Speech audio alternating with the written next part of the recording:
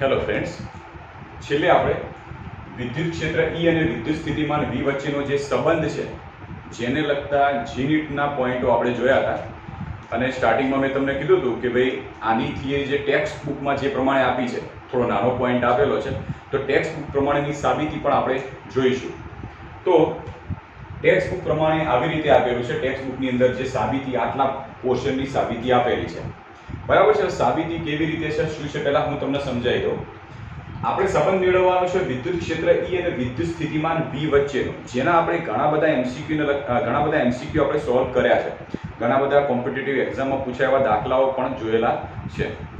હવે એ સંબંધ તમારી ટેક્સ્ટ બુકમાં કેવી રીતે આપેલો છે એ સમજીએ. સૌથી પહેલા આકૃતિની અંદર બે પૃષ્ઠ આપેલા છે, સમસ્થિતિમાન પૃષ્ઠ.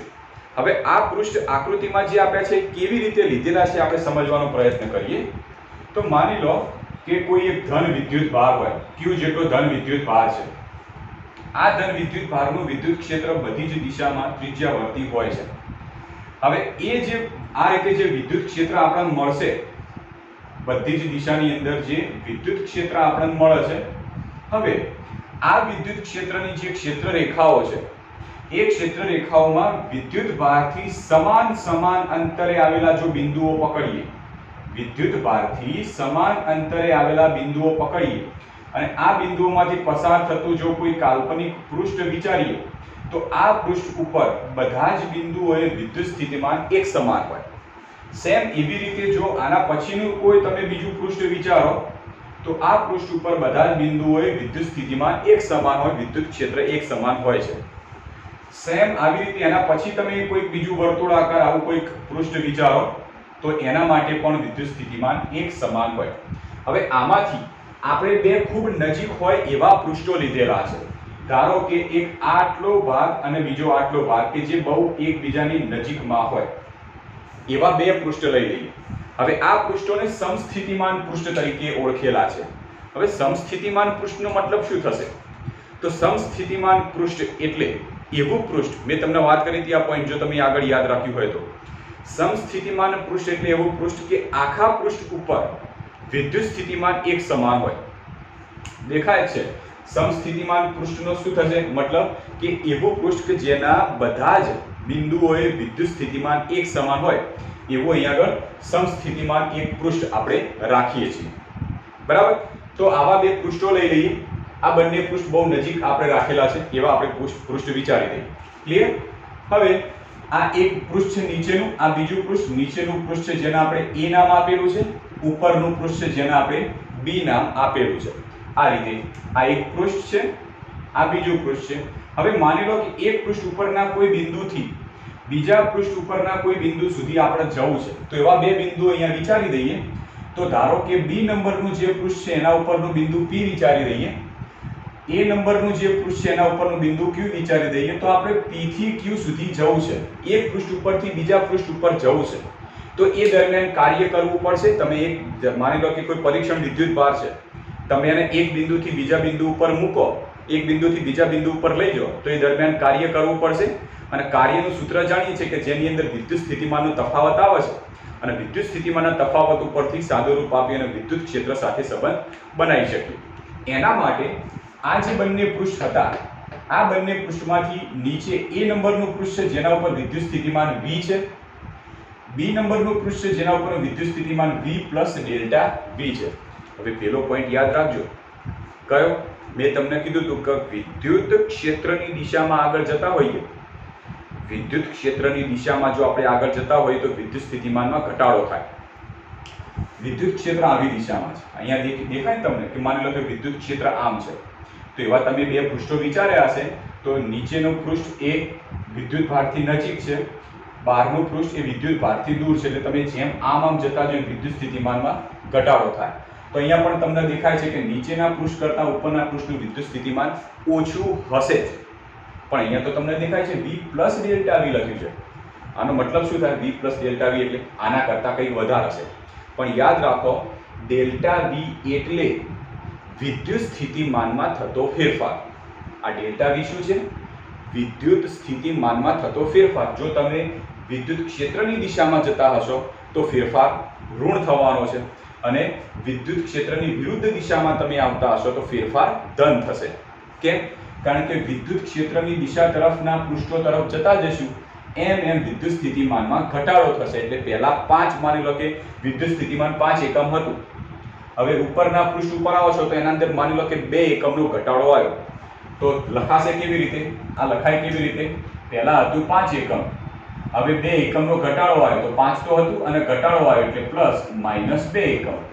એટલે ડેલ્ટા V એ વિદ્યુત સ્થિતિમાનમાં થતો ફેરફાર છે. બરાબર? તમે પૃષ્ઠ ઉપરનું વિચાર એના બદલે જો નીચેનું વિચાર્યું હોત તો આ કિંમત +2 મળી હોત. એટલે એનો મતલબ એવું નહીં ડેલ્ટા V નો મતલબ આ ગણા જોઈને કન્ફ્યુઝ થઈ જાય કોઈ V + ડેલ્ટા V તો વધારે થાય આના કરતા, પણ ડેલ્ટા V એ વિદ્યુત સ્થિતિમાનમાં થતો ફેરફાર છે. જો વિદ્યુત ક્ષેત્રની દિશામાં જતા હોઈશું તો ફેરફાર ઋણ મળશે, વિદ્યુત ક્ષેત્રની વિરુદ્ધ બાજુમાં આવતા હોઈશું તો ફેરફાર ધન મળશે. આ વસ્તુ આપણે મગજમાં ક્લિયર કરજો. ક્લિયર? ઓકે. હવે આપણે આગળના પોઈન્ટો જોઈએ કે લખાણ આપણે કેવી રીતે લખવાનું છે. તો લખાણની અંદર આપણે જોઈશું લખાણની અંદર આપણે કેવી રીતે આ થિયરી લખીશું. તો તમે જો ધ્યાનથી પેલી જીનિટ વાળી થિયરીઓ જોઈ હશે તો સેમ એ પ્રકારેની છે. ચલો કેવી રીતે લખી તો જુઓ. તો પહેલા આપણે લખી છે કે ખૂબ જ નજીક હોય એવા બે સમસ્થિતિમાન પૃષ્ઠ A અને B રાખેલા છે. ખૂબ જ નજીક હોય એવા બે પૃષ્ઠો આ 1 અને 2 A અને B બે સમસ્થિતિમાન પૃષ્ઠ દર્શાવેલા છે. A નંબરના પૃષ્ઠ ઉપરનું વિદ્યુત સ્થિતિમાન V જેટલું છે અને B નંબરના પૃષ્ઠ ઉપરનું વિદ્યુત સ્થિતિમાન V + ડેલ્ટા V છે, જ્યાં ડેલ્ટા V એ વિદ્યુત સ્થિતિમાનમાં થતો ફેરફાર છે. હવે આગળના લખાણમાં શું આવશે? હવે આપણે શું કરવું છે કે એક પૃષ્ઠ ઉપરથી બીજા પૃષ્ઠ ઉપર આપણે જઈએ. એટલે એક પૃષ્ઠ ઉપરનું બિંદુ B નંબરના પૃષ્ઠ ઉપરનું બિંદુ P લઈ લઈએ. ત્યાં કોઈ પરીક્ષણ વિદ્યુત ભાર મૂકી દઈએ જેનું મૂલ્ય 1 એકમ હોય. એવો કોઈ પરીક્ષણ વિદ્યુત ભાર મૂકી દઈએ. હવે એ પરીક્ષણ વિદ્યુત ભારને B નંબરના પૃષ્ઠ ઉપરથી A નંબરના પૃષ્ઠ ઉપર લઈ જવો છે. એટલે કે P બિંદુથી Q બિંદુ સુધી આપણે લઈ જવો છે. તો લઈ જવો હોય તો તમને પહેલા P થી Q સુધીનું અંતર ખબર હોવી જોઈએ. તો માની લઈએ કે બે પૃષ્ઠો વચ્ચેનું અંતર ડેલ્ટા L જેટલું છે. એટલે આ તમને દેખાય છે, અહીંયા બે પૃષ્ઠો તમને દેખાય છે ને, તો આ બે પૃષ્ઠ વચ્ચેનું અંતર ડેલ્ટા L જેટલું છે એવું આપણે માની લઈએ. તો સ્વાભાવિક છે કે P અને Q વચ્ચેનું અંતર ડેલ્ટા L થશે. તો હવે શું કરવાનું કે એકમ ધન વિદ્યુત ભારને સપાટી B પરથી સપાટી A ઉપર લઈ જવું છે. પણ કોની વિરુદ્ધમાં? વિદ્યુત ક્ષેત્રની વિરુદ્ધમાં લઈ જવું છે. જો P થી Q એટલે તમારે આવી રીતે આવવું છે. વિદ્યુત ક્ષેત્ર જે દિશામાં છે એની વિરુદ્ધ દિશામાં આવવું છે. તો વિદ્યુત ક્ષેત્રની વિરુદ્ધમાં આવશો તો તમારે કાર્ય કરવું પડશે. તો કેટલું કાર્ય કરવું પડશે? તો સૂત્ર છે W = E dot delta L, માન E ડોટ ડેલ્ટા L. હવે આ સૂત્ર કેવી રીતે આવ્યું? તો તમને ખબર છે કે કાર્ય W બરાબર સૂત્ર થાય છે F ડોટ dl. ઓકે. હવે F બરાબર તો જાણીએ કે Q * E, F બરાબર Q * E ડોટ dl થશે. આ Q તરીકે તો એકમ ધન વિદ્યુત ભાર લઈ લીધેલો છે આપણે, તો Q તરીકે 1 એકમ લઈ લો તો E ડોટ dl થઈ જશે. ઓકે. તો આવી રીતે આપણે સૂત્ર આનું લાયેલા છે. તો આ સૂત્ર યાદ રાખો કે કોઈ એકમ ધન વિદ્યુત ભાર હોય એને તમે એક બિંદુથી બીજા બિંદુ ઉપર લઈ જાઓ તો એ દરમિયાન કરવું પડતું કાર્ય આટલા મૂલ્યનું મળશે. W બરાબર E * dl. હવે કાર્યનું બીજું સૂત્ર પણ આપણે જાણીએ છીએ, આપણે જે ભણેલા છીએ કે કાર્ય વિદ્યુત સ્થિતિમાનનો તફાવત VA - VB બરાબર W external ભાગ્યા Q0 from B to A. આ સૂત્ર આપણે કાર્યનું જ ભણી ગયેલા છીએ. હવે જો આની અંદર Q તરીકે આપણે 1 એકમ લઈ લઈએ તો સૂત્ર શું થશે?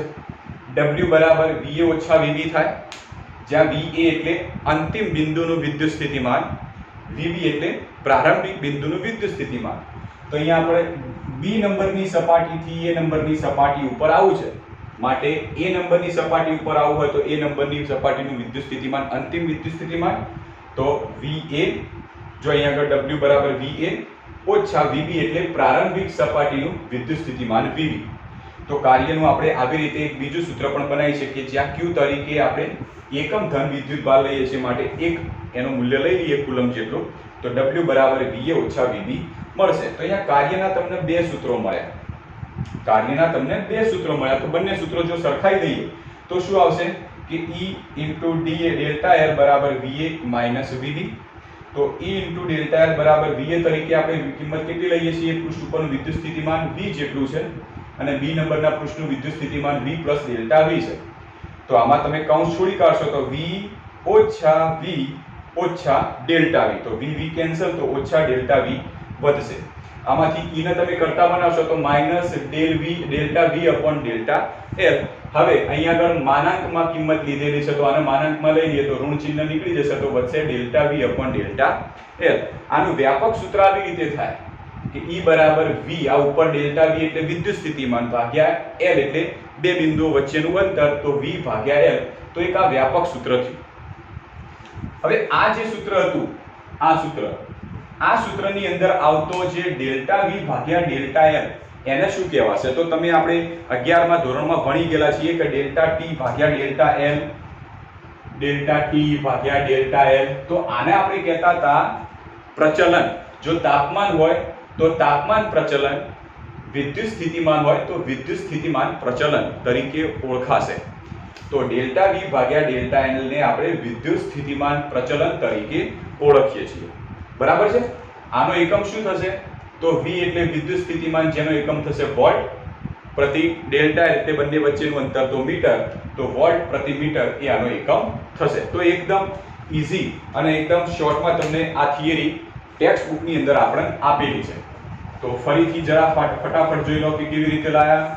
કે બે સમસ્થિતિમાન પૃષ્ઠ લીધા હતા, A નંબરનું અને B નંબરનું. આ બંને જે પૃષ્ઠ હતા એ બંને પૃષ્ઠ ઉપરના વિદ્યુત સ્થિતિમાન લઈ લીધા. આનું V + ડેલ્ટા V, જ્યાં ડેલ્ટા V એ વિદ્યુત સ્થિતિમાનમાં થતો ફેરફાર છે. હવે કોઈ એક એકમ ધન વિદ્યુત ભારને B નંબરની સપાટી ઉપરથી A નંબરની સપાટી ઉપર લાવો છે. તો આ બંને સપાટી વચ્ચેનું અંતર આપણે ડેલ્ટા L જેટલું લઈ લઈએ. તો એ દરમિયાન કાર્ય કરવું પડશે. તો કાર્ય કેટલું થશે? તો W બરાબર E * ડેલ્ટા L જેટલું. કાર્ય આપણે બીજું પણ જાણીએ છીએ. જો એક બિંદુથી બીજા બિંદુ ઉપર આવીએ તો એ દરમિયાન થતું કાર્ય આપણે વિદ્યુત સ્થિતિમાનના તફાવત ઉપરથી પણ મેળવીએ છીએ. તો એ કાર્ય થશે W બરાબર VA ઓછા VB જેટલું. આ બંને સૂત્રો સરખાઈ દઈએ, આમાંથી VA અને VB ની આપણે કિંમત મૂકી દઈએ તો છેલ્લે આપણે આવા પ્રકારનું સમીકરણ મળશે. બંને બાજુ માનાંક છે, અહીંયા આગળ માનાંક છે તો માનાંકમાં કિંમત લઈ લઈએ. તો માનાંકમાં કિંમત લેવાથી delta V upon delta L મળશે. તો આને આપણે વ્યાપક સ્વરૂપમાં લખવું હોય તો V upon L તરીકે લખાશે, જ્યાં delta V upon delta L ને આપણે વિદ્યુત સ્થિતિમાન પ્રચલન તરીકે ઓળખીએ છીએ. હવે આપણે જીનિટ ની અંદર જે સૂત્ર લાયા હતા એ આવી રીતનું હતું. જો તમને ખબર હોય તો કે ડેલ્ટા V બરાબર -E dot delta R. Okay, ચલો માની લો કે ડોટ પ્રોડક્ટ કાઢી દઈએ અને ખૂણો લખીએ તો આવી રીતે લખાશે. મૂલ્ય, ચલો આ સૂત્રને આપણે મૂલ્ય સ્વરૂપમાં બતાવીએ તો માનાંકમાં ડેલ્ટા V બરાબર સદિશ E ડોટ સદિશ ડેલ્ટા R થશે. કારણ કે માનાંકમાં લખો એટલે ઋણ ચિહ્ન નીકળી જાય. તો ડેલ્ટા V બરાબર E delta R cos theta, જ્યાં થીટા એ શું છે? E અને ડેલ્ટા R વચ્ચેનો ખૂણો. તો તમને દેખાશે કે E આ બાજુ, ડેલ્ટા R આ બાજુ, બંને પરસ્પર વિરુદ્ધ. પણ cos થીટા બરાબર 180, અહીંયા આગળ થીટા બરાબર 180, તો cos 180 એટલે -1. પણ માનાંક હોવાથી કિંમત થઈ જશે ધન. તો કિંમત આવી રીતે મળશે. માનાંકમાં ડેલ્ટા V બરાબર E delta R. Therefore E બરાબર લખવું હોય તો શું લખાય? Delta V upon delta R. તો એ જ સૂત્ર મળ્યું છે, delta V upon delta R. જે અંતર આપણે ડેલ્ટા R લીધું હતું, અહીંયા અંતર છે ડેલ્ટા L જેટલું. બરાબર? આના માટે પણ વ્યાપક સૂત્ર બનાવવું તો આ રાખી શકાય કે E બરાબર V upon R. હવે બંનેમાં તમે સૂત્ર જુઓ કે બંનેમાં સેમ જ સૂત્ર છે. E બરાબર V upon L છે, અહીંયા E બરાબર V upon R. જે અંતર L લીધું તો L, R લીધું તો R. હવે આ જે સંબંધનું સૂત્ર મારો શોર્ટમાં એકદમ ઈઝી રીતે લાવવું છે તો આપણે બંનેના સૂત્રો ઉપરથી લાવવાનો પ્રયત્ન કરીએ. આપણે બંનેના સૂત્રો ખબર છે. આ વધારાનું છે, આટલા સુધી ટેક્સ્ટ બુકમાં થિયરી છે, આ છે થોડું વધારાનું છે. માની લો આપણે ખબર છે કે વિદ્યુત ક્ષેત્ર E નું સૂત્ર આપણે જાણીએ છીએ કે E બરાબર KQ/R². વિદ્યુત સ્થિતિમાન V નું સૂત્ર શું છે? KQ/R. હવે આ જે E નું સૂત્ર હતું એમાં થોડો ફેરફાર કરીએ તો E બરાબર KQ/R * 1/R કરીએ તો થઈ જશે KQ/1/R². તો E બરાબર KQ બાય R એના બરાબર તો V લખીએ અને ગુણ્યા 1/R. therefore E બરાબર V/R. સૂત્ર ઉપરથી જો સીધો બનાવવો હોય સંબંધ તો પણ બની શકે છે. બરાબર ક્લિયર? તો આવી રીતે આપણે સંબંધ સિમ્પલ આપણે આ એક સૂત્ર યાદ રાખવાનું. આ સૂત્ર એ બંનેના સૂત્ર ઉપરથી જ લાયેલા છીએ જે વિદ્યુત ક્ષેત્ર E અને વિદ્યુત સ્થિતિમાન V વચ્ચેના સંબંધનું સૂત્ર કહેવાશે. ક્લિયર? ઓકે, તો અહીંયા સુધીનો એક પોઈન્ટ આ થિયરી હતી. હવે આના ઉપરના લગતા કેટલાક દાખલાઓ જે હતા એ દાખલાઓ તો આપણે જોયા હતા. હવે આપણે આગળ એક નવી થિયરી શરૂ કરીએ છીએ. કઈ છે થિયરી જોઈએ. નવી થિયરી તરફ આગળ જઈએ.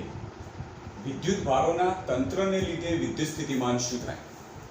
વિદ્યુત ભારોનું તંત્ર મિત્રો યાદ રાખો કે આપણે અત્યાર સુધીની આગળની થિયરીઓમાં આપણે કોઈ બિંદુવત વિદ્યુત ભાર હોય એનાથી r અંતરે આવેલા બિંદુ P પાસે વિદ્યુત સ્થિતિમાન બની ગયા કે Q બાય R.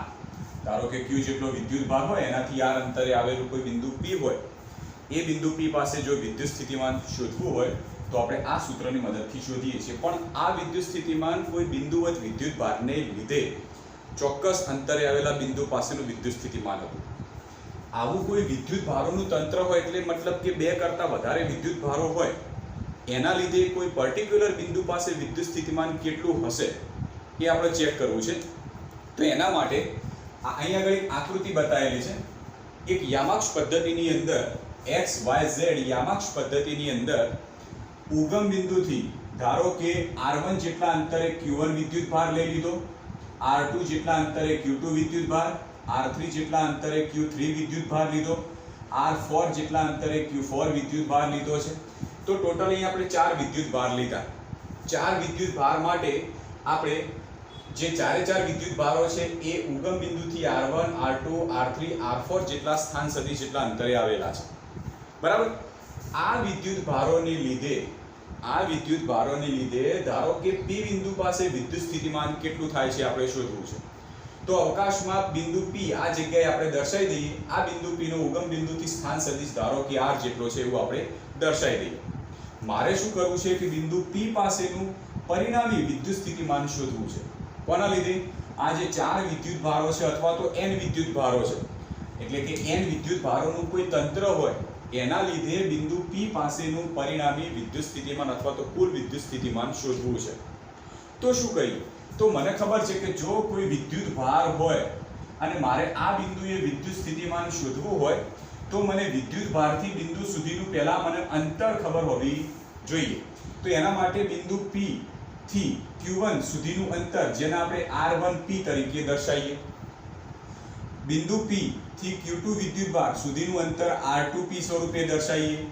બિંદુ P થી Q3 વિદ્યુત ભાર સુધીનું અંતર R3P સ્વરૂપે દર્શાવીએ અને બિંદુ P થી Q4 વિદ્યુત ભાર સુધીનું અંતર R4P સ્વરૂપે દર્શાવીએ. બરાબર? તો અહીંયા આગળ આપણે શું કર્યું? કોઈ વિદ્યુત ભારોથી બિંદુ P સુધીના અંતર દર્શાવી દીધા. આપણને વિદ્યુત ભાર મળી ગયો, જે જગ્યાએ વિદ્યુત સ્થિતિમાન શોધવાનું છે બિંદુ મળી ગયું, બંને વચ્ચેનું અંતર મળી ગયું. તો સૂત્ર જાણીએ છીએ V બરાબર KQ બાય R. એ સૂત્રનો ઉપયોગ કરી અને ગણતરી કરીએ. ચલો તો થિયરીમાં લખવાનું શું? તો લખીએ આવી રીતે કે યામાક્ષ પદ્ધતિમાં ઉગમ બિંદુથી R1 R2 R3 up to Rn સ્થાન સદિશ ધરાવતા બિંદુએ વિદ્યુત ભારો Q1 Q2 Q3 up to Qn રહેલા છે જે આકૃતિમાં તમને દર્શાયા છે. બરાબર? બિંદુ P નો સ્થાન સદિશ R છે. બિંદુ P જે રહ્યો એનો સ્થાન સદિશ R જેટલો છે.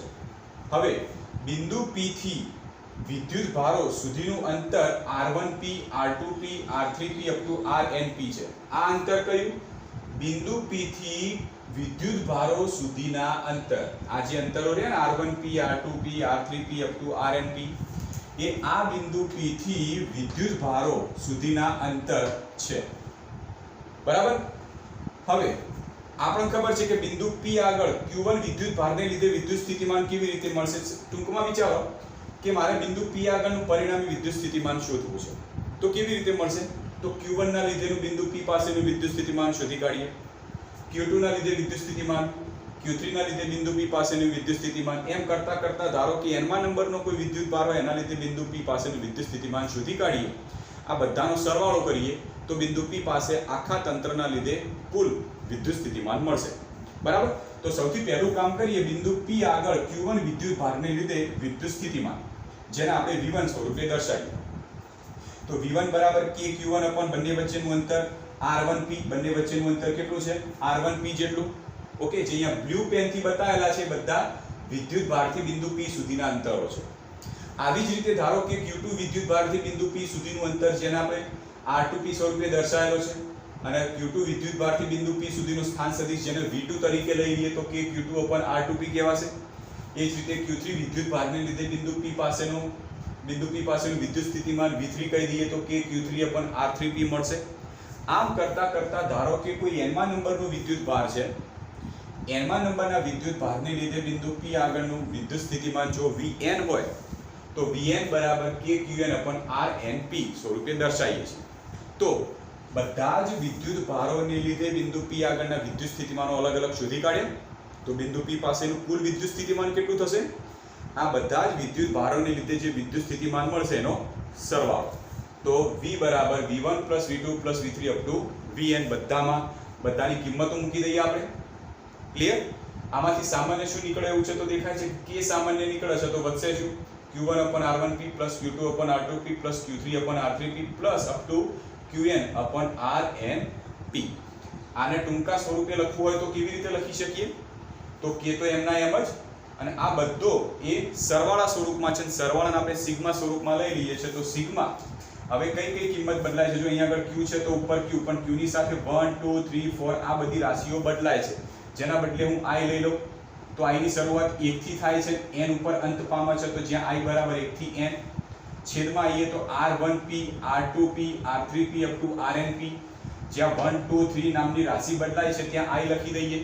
તો RIP જ્યાં I તરીકે 1 થી n સુધી છે, તો જો 1 થી n સુધી આવી ગયું તો આ થયું એનું પ્રમાણિત સ્વરૂપ વિદ્યુત સ્થિતિમાન V નું એક વ્યાપક સૂત્ર થઈ ગયું વિદ્યુત સ્થિતિમાન V નું. તો આપણને એક સૂત્ર મળી ગયું. હવે આને આપણે સદિશ સ્વરૂપે દર્શાવવું છે તો કેવી રીતે દર્શાવાશે? તો V બરાબર K સિગ્મા I બરાબર 1 થી n QI upon RIP. આ સદિશ સ્વરૂપે છે, સ્થાન સદિશ છે, એ સદિશ સ્વરૂપે છે. જ્યારે સદિશ સ્વરૂપે લખીએ તો RIP સદિશ લખાય, અને RIP સદિશ એટલે શું થશે? R ઓછા R1. જો R1P હોય, માની લો કે R1P હોય, R1P તો લખાશે કેવી રીતે? R ઓછા R1. R2P હોય તો કેવી રીતે લખાશે? તો R ઓછા R2. R3P હોય તો લખાય કેવી રીતે? R ઓછા R3. એ જ રીતે ધારો કે I મા નંબરનો કોઈ વિદ્યુત ભાર હોય તો એના માટે કેવી રીતે લખાશે? R ઓછા RI. RIP નો મતલબ શું થશે? R ઓછા RI. ક્લિયર? તો આને આપણે સદિશ સ્વરૂપમાં લખવું હોય તો લખી શકીએ R ઓછા RI. અહીંયા આગળ તમે જો સમજણ ના પડે તો RIP લખેલું છે, એના બદલે ધારો કે R1P વિચારી લો. તો R1P એટલે શું? તો R1P એટલે આટલું. એનો મતલબ R1P ક્યાંથી ક્યાં સુધીનું છે? P થી Q1 સુધીનું અંતર છે. તો P નો સ્થાન સદિશ R, Q1 નો સ્થાન સદિશ R1. તો R માંથી R1 બાદ કરવા કેટલું? તો R ઓછા R1 સદિશ સ્વરૂપમાં તમે દર્શાવો તો. એ જ રીતે જો RIP હોય તો P નો સ્થાન સદિશ તો R છે, અને 1 નો સ્થાન સદિશ R1 હતો તો I નો સ્થાન સદિશ RI થઈ જશે. ઓકે, તો સદિશ સ્વરૂપમાં આપણે એને આવી રીતે દર્શાવી શકીએ. તો એકદમ ઈઝી થિયરી છે. આ થિયરી કરતાં એના જે લગતું જે યુનિટ છે એનું વધારે મહત્વ છે. તો આ જો થિયરી પૂછાય તો થિયરી આપણે અહીંયા સુધીની વ્યવસ્થિત અપ ટુ ડેટ આવી રીતે થિયરી લખવાની છે. 2 માર્ક્સની અંદર આ થિયરી પૂછી શકાય છે. બરાબર છે? તો વ્યવસ્થિત થિયરી લખી કાઢો. એકદમ ઈઝી થિયરી છે. બધાના વિદ્યુત સ્થિતિમાન શોધી બધાનો તમે સરવાળો કરી દો તો કોઈ પર્ટિક્યુલર બિંદુ પાસે તમને વિદ્યુત સ્થિતિમાન મળી શકે છે. બરાબર છે?